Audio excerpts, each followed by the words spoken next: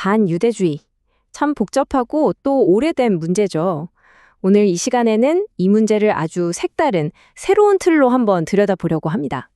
요즘 반유대주의가 다시 고개를 들면서 정말 뜨거운 감자가 됐잖아요. 이럴 때 많은 분들이 그냥 간단하게 그거 세상에서 가장 오래된 징후잖아 하고 넘어가곤 해요. 근데 말이죠. 일부 학자들은 바로 그 생각이 사실은 아주 위험한 덫일 수 있다고 경고하고 있습니다. 자, 그럼 도대체 뭐가 문제라는 건지 이 영원한 증오라는 생각부터 한번 제대로 뜯어보죠. 그러니까 이 영원한 반유대주의라는 건 뭐냐면요. 유대인을 향한 미움이 그냥 비가 오고 눈이 오는 것처럼 자연스럽고 역사 내내 변치 않고 쭉 이어져 온 거라는 이론이에요. 바로 이 지점에서 정치이론가 한나 아렌트가 아주 날카로운 지적을 합니다. 이 생각을 받아들이는 순간 유대인에 대한 폭력은 원래 그런 거니까 하면서 너무나 당연하고 심지어 정당해 보이기까지 한다는 거죠. 굳이 설명할 필요도 없는 일이 되어버리는 거예요. 그러니까 핵심은 이거예요. 이게 그냥 문제를 단순하게 보는 걸 넘어서요.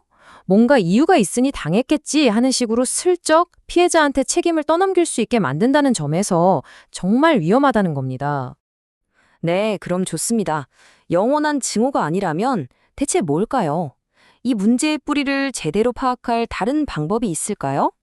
여기서 막다 테터라는 학자가 아주 흥미로운 개념을 제시합니다. 바로 사고 습관이라는 건데요. 수천 년에 걸쳐 서구 문화의 신학, 법, 사회 구조 속에 거의 무의식적으로 깊숙이 박혀버린 생각의 틀, 그걸 들여다봐야 한다는 거죠. 그리고 이 사고 습관이라는 건요, 알고 보면 세 가지 아주 오래되고 끈질기게 반복되는 아이디어, 일종의 전형, 트롭 위에 세워져 있습니다.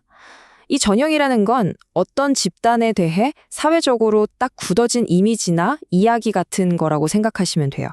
그 첫 번째 전형이 바로 유대인의 권력에 대한 생각입니다. 좀 더 정확히 말하면 유대인이 권력을 갖는 것에 대한 뿌리 깊은 불안감 같은 거죠.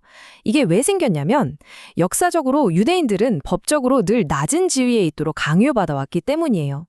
이게 그냥 막연한 느낌이 아니고요. 실제로 4, 4세기 로마법부터 시작해서 19세기까지 그러니까 무려 1500년 넘게 법과 신학에 아예 딱 박혀버린 거예요. 그러면서 이게 엄청나게 강력한 사회적 정상 규범이 되어버린 거죠. 13세기 교황 그레고리오 9세 말을 한번 보세요. 그들은 감히 영원한 노예의 멍에 아래 숙인 목을 들지 말아야 한다. 와, 정말 소름 돋을 정도로 당시의 생각을 명확하게 보여주지 않나요? 유대인이 동등한 존재가 된다는 건 신이 정해놓은 질서를 뒤엎는 말 그대로 상상할 수도 없는 일이었던 겁니다. 자, 두 번째 전형으로 넘어가 볼까요? 바로 유대인의 추방입니다. 유대인들이 나라 없이 떠도는 건 신의 벌을 받은 거라는 생각이죠. 1904년에 시오니즘의 창시자인 헤를츠를 만난 교황 비오 10세가 이런 말을 했어요. 유대인들은 우리 주님을 인정하지 않았으니 우리도 유대민족을 인정할 수 없다. 바로 이런 생각, 그러니까 유대인들은 개종하기 전까진 나라 없이 사는 게 운명이라는 신학적 믿음이 훗날 바티칸이 시오니즘을 반대하게 된 아주 직접적인 배경이 됐던 거죠. 그리고 세 번째, 어쩌면 가장 끔찍하고 치명적인 전형입니다. 바로 유대인을 살인자로 모는 건데요. 이 끔찍한 비난은 시대에 따라 교묘하게 그 모습을 바꿔왔습니다. 자, 그럼 이제 제일 중요한 질문이 남았죠.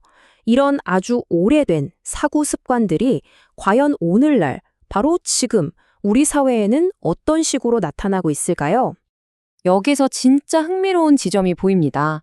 바이든 행정부는 반유대주의를 민주주의 전체에 대한 위협으로 보고 공동체 연대를 강조하는 반면 트럼프 전 대통령은 자신이 유대인의 보호자임을 자처하며 그 보호를 투표와 연결시키죠.